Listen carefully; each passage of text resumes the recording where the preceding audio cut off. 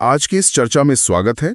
हम भारत में सामाजिक बंटवारे यानी लिंग, धर्म और जाति और लोकतंत्र में इनके राजनीतिक असर पर बात करेंगे। हमारे पास कुछ दस्तावेज हैं, उन्हीं के आधार पर। बिल्कुल। और ये समझना जरूरी है कि सामाजिक विविधता अपने आप में लोकतंत्र के लिए कोई खतरा नहीं है। हाँ, असल सवाल ये है कि राजनीति में इन अंतरों को कैसे पेश किया जाता है। सही कहा। तो हमारी चर्चा पूरी तरह से इन्हीं दस्तावेजों पर आधारित रहेगी। चलिए, तो पहले लिंग भेद से शुरू करते हैं।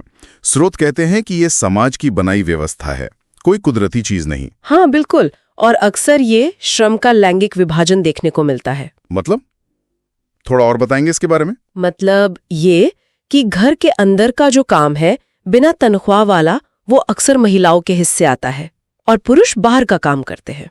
अच्छा, और एक टाइम यूज सर्वे का भी जिक्र है 1998-99 का। जी हाँ, वो बताता है कि भारतीय महिलाएं औसतन मर्दों से रोज 1 घंटा ज्यादा काम करती हैं। 1 घंटा ज्यादा, लेकिन फिर भी उनके काम को उतनी अहमियत नहीं मिलती है ना? बिल्कुल नहीं मिलती।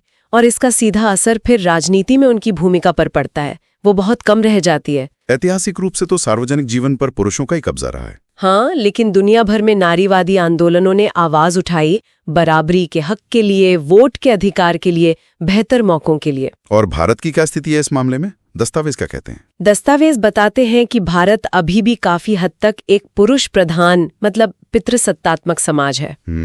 यहाँ महिलाओं की साक्षरता दर देखिए, सिर्फ 54%, पुरुषों की 76% है। ये सिर्फ एक आंकड़ा नहीं है। नहीं, ये तो सीधे सीधे अवसर और आवाज से जुड़ा है। सिर्फ 54%, ये वाकई कम है। और यही नहीं, 1976 का समान वेतन कानून है, पर फिर भी कई जगह महिलाओं को कम पैसे मिलते हैं। अच्छा, कानून के बावजूद? जी। और फिर वो बेटे की चाह वाली सोच, उसकी वजह से लिंग पहचान करके गर्भपात, इससे बाल लिंगानुपात बहुत गिर गया है। 2011 में 1000 लड़कों पर सिर्फ 919 लड़कियां थीं। ओहो। और कुछ राज्यों में तो हालत और भी खराब है शायद। हाँ, कुछ राज्यों में तो ये 800 से भी नीचे चला गया है। ये बहुत चिंताजनक है। और विधायिका में, संसद विधानसभाओं में महिलाओं का प्रतिनिधित्व बहुत कम, बेहद कम। 2019 में लोकसभा में पहली बार ये 14.36% तक पहुंचा। पहली बार। और राज्यों में? राज्यों में तो 5% से भी कम है। कई विकासशील देशों से भी हम पीछे हैं इस मामले में। लेकिन एक उम्मीद की किरण पंचायती राज में दिखती है। हाँ, वहाँ 1/3 सीटें आरक्षित हैं, तो 10 लाख से ज्यादा महिलाएं चुनी गई हैं। ये एक सकारात्मक कदम है। हाँ, और हाल ही में वो नारी शक्ति वंदन अधिनियम भी तो आया है 2023 का। जी बिल्कुल। वो लोकसभा और विधानसभाओं में 33% आरक्षण देगा। अगर ये ठीक से लागू होता है तो इससे बहुत बड़ा बदलाव आ सकता है। अच्छा, तो ये तो हुई लिंग की बात। अब जरा धर्म वाले मुद्दे पर आते हैं। ये भी एक बड़ा विभाजन है भारत में। हाँ, और काफी संवेदनशील भी। दस्तावेज गांधी जी का जिक्र करते हैं। वो मानते थे कि राजनीति में धर्म की नैतिकता होनी चाहिए, लेकिन किसी एक धर्म का दबदबा नहीं। बिल्कुल, किसी खास धर्म का नहीं। देखिए, अल्पसंख्यकों की सुरक्षा की मांग हो या फिर भेदभाव वाले पारिवारिक कानूनों में सुधार की बात हो, हाँ। ये सब राजनीति और धर्म के जुड़ाव दिखाते हैं, और ये हमेशा गलत नहीं होते। तो फिर दिक्कत कहाँ से शुरू होती है? दिक्कत तब खड़ी होती है जब धर्म को ही राष्ट्र का आधार मान लिया जाए या एक धर्म को दूसरे से बेहतर बताया जाए, और सरकार की ताकत का इस्तेमाल किसी एक समूह के लिए हो। हाँ बिल्कुल, इसे ही श्रोता सांप्रदायिक राजनीति कहते हैं, जो धर्म के नाम पर समाज को बांटती है। और ये कई रूप ले सकती है ना, जैसे रोजमर्रा के छोटे मोटे भेदभाव से लेकर रोजमर्रा के पूर्वाग्रहों, दूसरे धर्मों के बारे में गलत धारणाएं पालना, राजनैतिक दबदबे की कोशिश करना, चुनाव में धार्मिक प्रतीकों का इस्तेमाल करना, भावनात्मक अपील करना, और सबसे खतरनाक सांप्रदायिक हिंसा या दंगे, जैसे बंटवारे के वक्त हुआ था। बहुत भयानक था वो। इसी खतरे को देखते हुए संविधान बनाने वालों ने भारत को एक धर्मनिरपेक्ष राज्य बनाया। मतलब देश का अपना कोई धर्म नहीं? सही। और सबको अपना धर्म मानने या न मानने की पूरी आजादी। धर्म के आधार पर कोई भेदभाव नहीं होगा। संविधान तो सरकार को धार्मिक समुदायों के अंदर भी दखल देने की इजाजत देता है, समानता लाने के लिए। जी हाँ, जैसे छुआछूत पर पाबंदी लगाई गई। दस्तावेज साफ कहते हैं कि सांप्रदायिकता भारत के मूल विचार के लिए खतरा है। इससे निपटना बहुत जरूरी है। बिल्कुल। अब आते हैं तीसरे बड़े विभाजन पर, जाति। स्रोत कहते हैं ये भारत के लिए खास है। हाँ, ये हजारों साल पुरानी व्यवस्था है।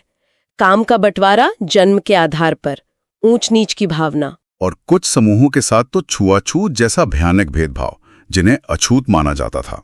जी, हालांकि फूले, गांधी, अंबेडकर जैसे कई सुधारकों ने इसके खिलाफ आवाज उठाई। उन्होंने जाति विहीन समाज की बात की।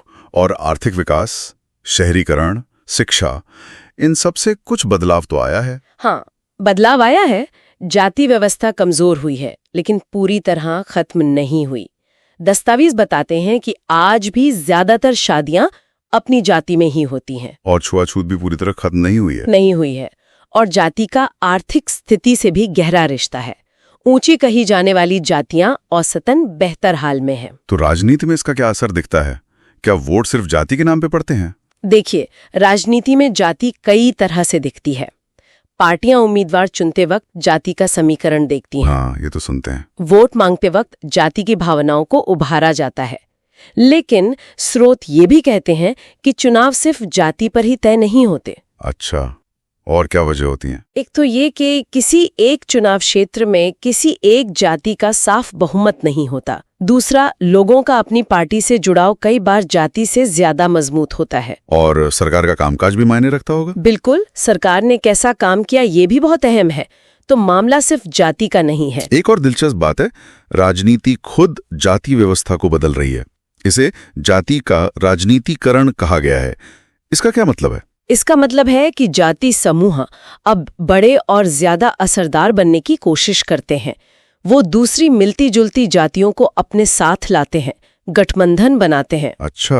और पिछड़ा वर्ग यानी ओबीसी या अग्रणी वर्ग जैसे नए किस्म के समूह राजनीतिक मैदान में ज्यादा दिखने लगे हैं। तो इस जाति की राजनीति के क्या परिणाम हुए हैं? कुछ फायदे, कुछ नुकसान? हाँ, दोनों पहलू हैं।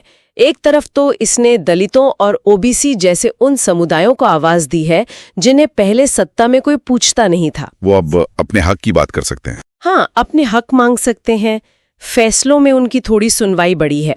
लेकिन दूसरी तरफ क्या? अगर सारा ध्यान सिर्फ जाति पर ही चला जाए तो फिर गरीबी, विकास, भ्रष्टाचार जैसे दूसरे जरूरी मुद्दे पीछे छूट जाते हैं। और इससे तनाव या हिंसा भी हो सकती है। हाँ, कभी कभी ऐसा भी होता है। तो कुल मिलाकर इन दस्तावेजों से ये समझ में आता है कि लिंग, धर्म और जाति, ये सामाजिक विभाजन भारत की राजनीति से बहुत गहरे जुड़े हैं। ये एक काफी उलझी हुई तस्वीर है। बिल्कुल। इसके लोकतंत्र के लिए कुछ सकारात्मक पहलू भी हैं तो कुछ नकारात्मक भी। जैसे महिलाओं के प्रतिनिधित्व की चुनौती, सांप्रदायिकता बनाम धर्मनिरपेक्षता की बहस और राजनीति में जाति की ये दोहरी भूमिका, ये कुछ खास बातें निकल कर आईं। और अंत में शायद एक सवाल सोचने के लिए छोड़ सकते हैं हम। हाँ, जरूर।